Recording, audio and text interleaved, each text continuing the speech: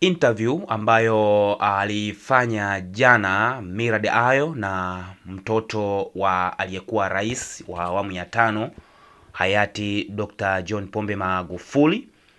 Ni interview ambayo imeenda viral sana sana sana sana. Ilikuwa ni interview ambayo sidhani hata kama hata yeye Millard Ayo alivyokuwa anaiandaa aliamini kama inaweza ikafika mbali kwa staili hile, lakini ni interview ambayo inaonekana imeteka hisia za watu sana, hususani kwa pande nyingi sana ambazo watu wamekuwa wakizizungumzia kwenye hiyo interview. Kwanza ni utulivu wa ile interview. Pili ni jinsi gani ambavyo Millard Ayo amekuwa ni mkomavu kwenye kuhoji watu tofauti tofauti. Moja, wengi wamezungumzia kwamba Millard Ayo ni mwandishi wa habari ambaye akikuuliza swali utajibu swali bila yeye kukuingilia au kuingilia katikati ya mazungumzo yako.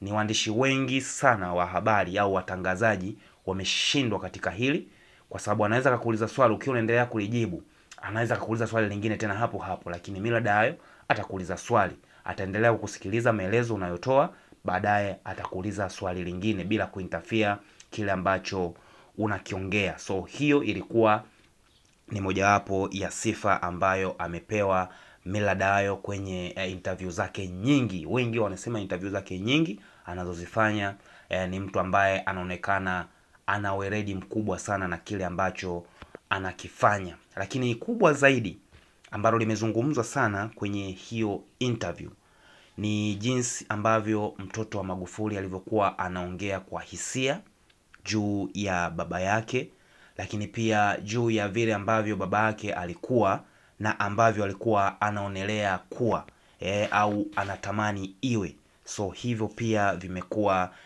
ni chachu au vimekuwa ni kitu ambacho kimefanya interview hiyo ionekane imetembea sana sana sana kwenye mtandao wa YouTube. Lakini katika mazungumzo hayo ambayo yalikuwa yanazungumzwa jana kwenye hiyo interview kwenye kipindi cha Amplifier ambacho kinarushwa na Clouds FM kikiongozwa na Millard Ayo, ni jinsi ambavyo mtoto wake Magufuli, Jessica Magufuli, alivyokuwa anamuelezea baba yake vile alivyokuwa anaonelea kwenye hii nchi, lakini pia vile ambavyo alikuwa anavipenda na vile ambavyo alikuwa havipendi, na jinsi ambavyo maisha ya Magufuli na familia yake yalivyokuwa. Kwanza cha kwanza alipoulizwa kuhusiana na kifo cha babake ambavyo jinsi ambavyo alikipata, pale ni kidogo ilivuta hisia za watu wengi sana, naamini kutokana na jinsi ambavyo Jessica alizungumzia hicho kifo cha babake alivyokipata au alivyokisikia au familia nzima ilivyokipokea hicho kifo.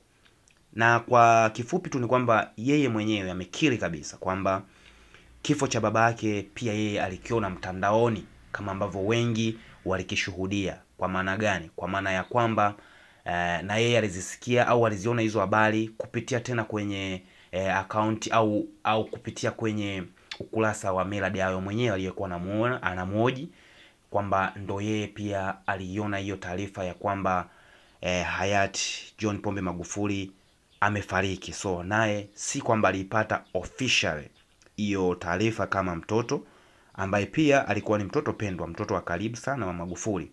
Tukae tujue Magufuli kila alipokuwa anaongea au anazungumza chochote, mara nyingi alikuwa analitaja sana jina la mtoto wake Jessica Magufuli. So inaonekana alikuwa ni mtoto pendwa sana wa rais wa awamu hiyo ya tano hayati John Pombe Magufuli. Lakini kingine alichoulizwa ni vitu gani ambavyo mzee alikuwa anavipendelea sana ukiwa naye. Lakini katika kujibu swali hilo, Jessica alisema mzee alikuwa anapenda sana mpira. Kwanza alikuwa anapenda mpira, lakini pia alikuwa anapenda muziki sana. Kwenye upande wa mpira hajasema, anasema hakuwa mwazi kwamba yeye anaishabikia timu gani kati ya hizi timu mbili pendwa hapa Tanzania, kwa maana ya Yanga lakini pia na Simba.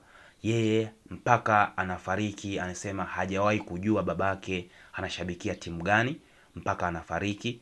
Na ndio maana hata siku ile ambayo zinacheza Simba na Yanga alivaa jezi ambayo ina pande mbili. Kwa maana hiyo yeye hakuweka wazi kwamba anaipenda timu gani, kama ambavyo ilivyo kwa marais wengine Kama ambavyo tunajua kwa Kikwete, yeye ashaweka wazi ni shabiki na mwanachama wa klabu ya Yanga, lakini yeye hakuweka wazi hilo na hajawahi kulisema. Lakini kwa upande wa muziki amesema yeye alikuwa ni mpenzi wa muziki wa aina tofauti tofauti. Hususani anasema alikuwa anapenda sana kumsikiliza msanii kama Timbulo. Timbulo amechukua credit zake kwamba mzee alikuwa anapenda sana nyimbo zake na alikuwa anapenda sana kumsikiliza.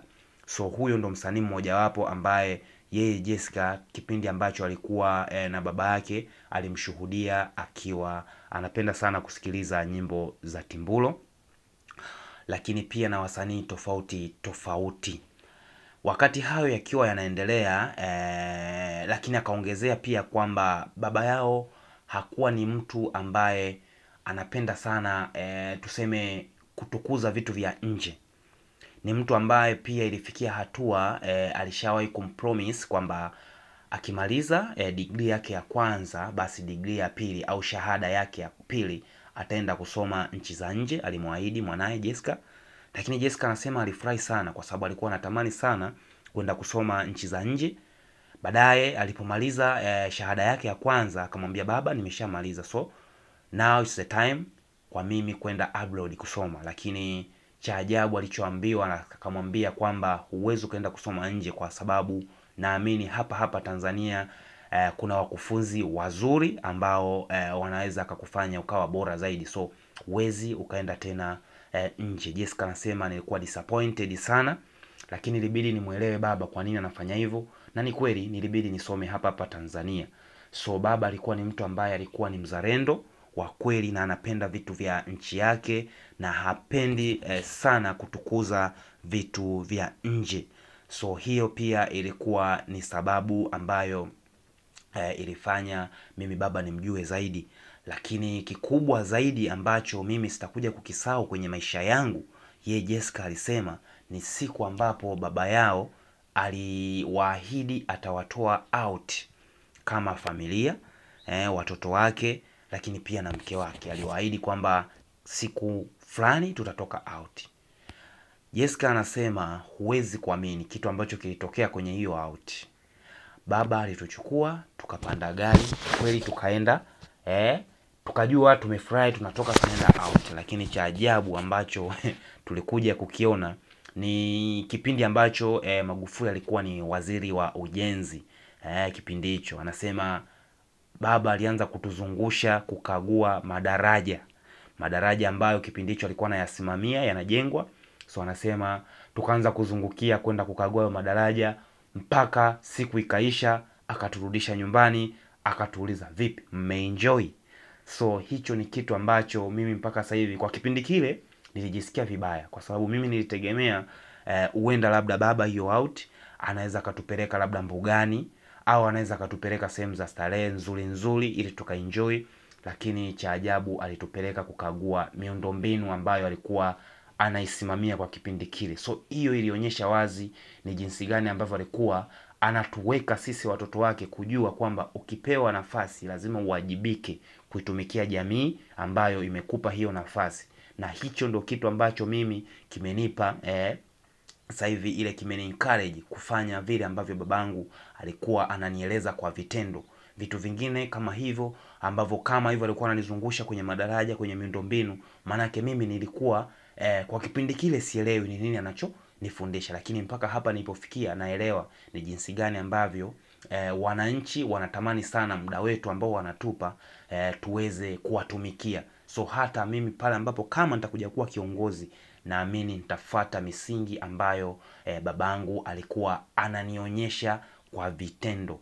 Na aliongea kwa hisia kubwa kiasi kwamba mpaka akawa anatoa machozi na akakiri kabisa kwamba babake ni nadra sana ilikuwa unamkuta nyumbani haijaizungumzia, yani siku nzima hajazungumzia Watanzania. Ilikuwa ni nadra sana.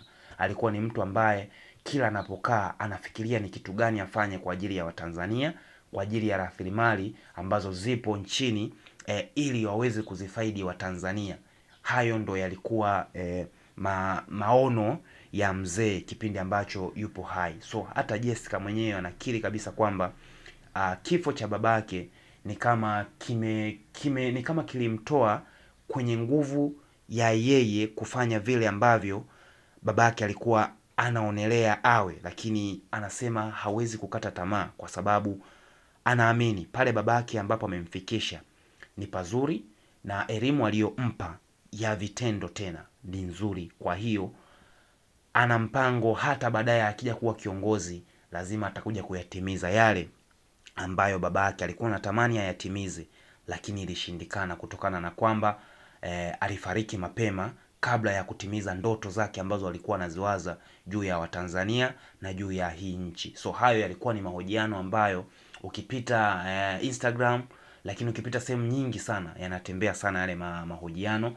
na yamekuwa ni mahojiano ambayo yamevuta hisia za watu wengi sana, hata watu ambao mimi sikutarajia kama ningeona wanakuwa wanafuatilia hii interview, lakini wamekuwa watu wanaongea ule uhalisia na ni jinsi gani ambavyo watu wanaonekana wana miss JPM, lakini ni jinsi gani ambavyo wanamkumbuka rais wa awamu ya 5 kwa vile ambavyo alikuwa anafanya kwenye hii nchi. So ni jambo jema kama watu mnakumbuka kule ambako amewatoa na hapa mlipo, na kama mtoto wake leo hii ameyaeleza yale yote ambayo wengine tulikuwa tuyajui. So ni jinsi gani ambavyo rais alikuwa na maono makubwa sana kwa hii nchi. Lazima tuwe proud kwa kipindi ambacho alikuwepo.